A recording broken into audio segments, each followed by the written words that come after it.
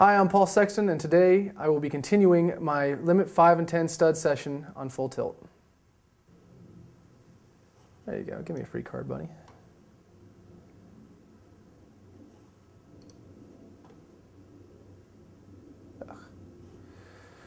Ugh. I'm glad that hand was not talked about. Oh my goodness. Oh my goodness. Ah, that's a beautiful thing. I was playing a hand where I started off trying to steal. This guy was low with a 4, nimbralism, or I don't know how you'd say it. I had a jack and a 10 to start off with. The 10, the jack was behind me, and the 6. It gets to me, and I'm not in dead steal position, but I have a 10, the guy's an 8, and there's a low card. I went ahead and raised it just to try to steal the blinds. And the 8 folded, and the 4 went ahead and called. I caught a matching 3 of hearts on the turn, and he caught an off queen of diamonds. So I went ahead and continued betting, representing that I had a bigger, possibly 10s, something, maybe 4 hearts. He called again. Fifth street, I hit an ugly 6 clubs, an off card. He hit an ace of clubs, makes his hand much stronger to look at. He checked because he was first to go, which was not a good move on his part. He probably should have just bet out. I went ahead and checked behind him, get a free card, get to see 6th street. On 6th street, I actually took off with Jack 4-10 because on 6th street I made 3, 4, 5, 6. I made an open and straight. He caught a 7 of diamonds, an off card. He bet out. I went ahead and called because I had the open and straight. There's enough equity there to call, maybe hit a straight and then raise him on the river. I ended up only hitting a 6. I made a pair of 6s. And this is one of the things my dad taught me very early was if you can beat your opponent's board, if you have basically played every street, raise, call, and you get all the way to the river, even if you blank out, if you can beat their board, you're going to have to call that one bet, even though you're completely sure that you're beat because he has a queen and ace. He called you, before, but he bet out there on the river. All I made was a pair of 6s on the river. I did not make my straight. All I have is a pair of 6s, but his board was 4, queen, ace, 7, and it's just one extra bet. So I went ahead and called it, and it turned out the guy all he had was a pair of 4s. He either took off with 2 4s or he took off with king 10 4 spades. And the river, he blanked out as much as I did, and they shoved me the pot. You're getting whatever it was, the 8, 6, 7, 8, 9 to 1 or something on your money, just to get that one call. They just shove you the pots. You can't. That was one of the few things my dad taught me right at the beginning is you have got to call if you can beat their board, basically. And you save a lot of pots from people bluffing that way. You make a lot of money. If you can beat their board, and there's so much money out there when you go into the river for just one bet. This is marginal play here too, but none of the cards are matching, and you're first to go. You got ace, king, 7. That's one of those marginal hands. If you're playing aggressive and you're feeling very aggressive, you want to push the table around. If the table's pretty tight, go ahead and raise there. You have a king up. You can represent even if they have a 10, you're not too far behind. But this is a lower limit table. They're more likely to call you. You're not pushing around. So this is one of the hands where if you're playing stud 8, it's a great hand to start with. And if you're playing limit stud high, especially if this guy had limped in, if the jack had limped in and I'm last to go, so I know I'm going to see the turn card for only $1.50, I would go ahead and play it, but you just can't call raises with those hands. The chances of you making a straight or whatever, if it was 6, 5, 4 diamonds, then you probably re-raise it because then your hand is disguised because then it looks like you have like 2 buried kings or something and you got 6, 5, 4 diamonds and you're a big, that's a very strong hand, but with the 5 of hearts there, you're really starting with nothing, unless you hit a straight or a flush. Unless you have a straight, you have nothing because you make a pair of 6s. That's not really all that good. If you make 6s and 4s, it's not that good. If a guy starts with 10s, he's favored to beat you. I think if he starts with 10s and none of his cards are out, he's 60-65% to make 2 pair, and you're taking off a 6, 5, 4.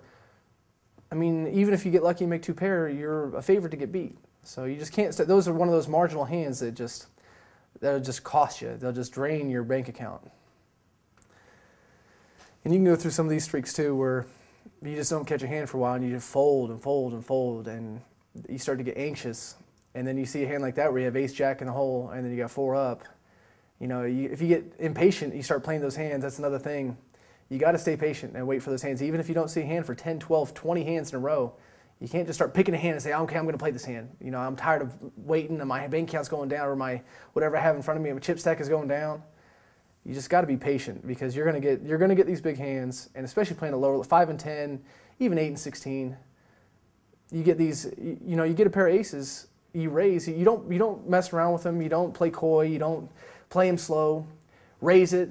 A lot of times you get re-raised, you re-raise it again, you just push, push, push. You get a hand, you start off with the best hand, you push it, you push the small edges, and you know, a lot of times you're going to have the best hand at the river too, and you bet it at the river too, and then they'll pay you that last bet.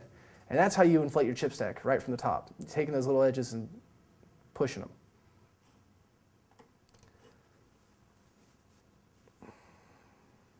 Nice if we could catch some cards here.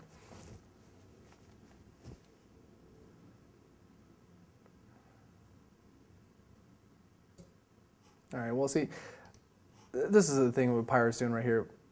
The guy, man of glass, he raises with the jack. He's representing jacks, obviously, and the guy calls with the 10. I didn't see if another 10 was out, but he's definitely calling too many hands. He's going to call him. He calls him a 4th street, which is the right play. But the guy, he catches 5-6, which is not the greatest cards, but the 5 and 6 are matching. A little straighty. Now he sit out. I guess we won't be getting his 500 back.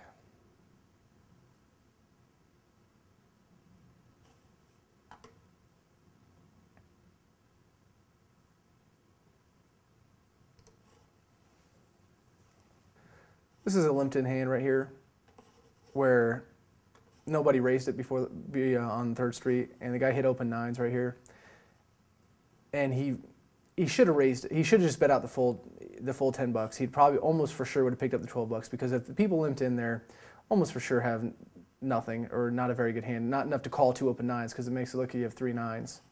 And now because he didn't do that, this guy had open 3s, he had open 6s, and he'd open queens. Now instead of picking up the $12 he would have won there, he's got a fold now.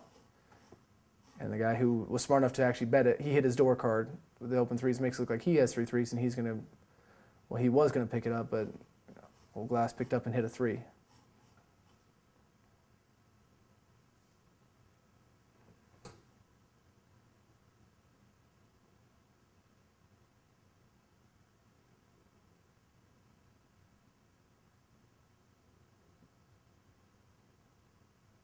So the time he should have called there.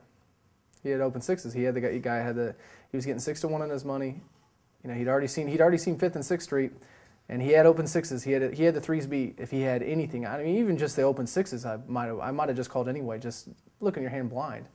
The guy, he limped in. He checked the flop, or I'm sorry, he checked the turn.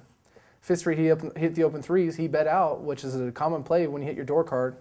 Got everybody to go out except for him, and then on 6th Street he bet out again. If you call him 5th and 6th Street, you got to call 7th Street. Otherwise, you're just draining your money.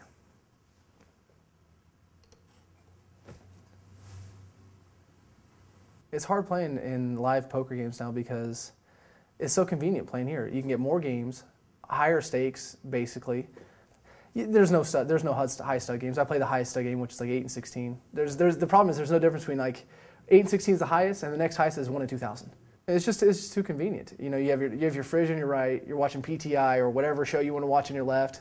If you're bored, like say if you're getting these kind of bad run of cards, then you know you got other stuff to do. You can look at your computer, look at the internet, ESPN.com, whatever. You know, if it wasn't for the World Series and some of these other tournaments, you know, that you can play like the World Poker Tour, I would never go into a brick and mortar casino unless I was, you know, playing with somebody who wants to go to this. He wants to play 1 and 2 no limit hold'em and say, okay, buddy, I'll go play with you.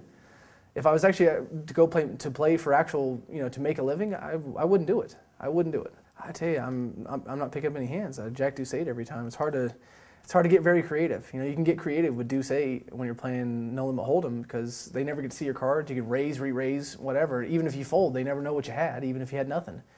Listen, you just can't get creative. You just have to take those small edges and push them.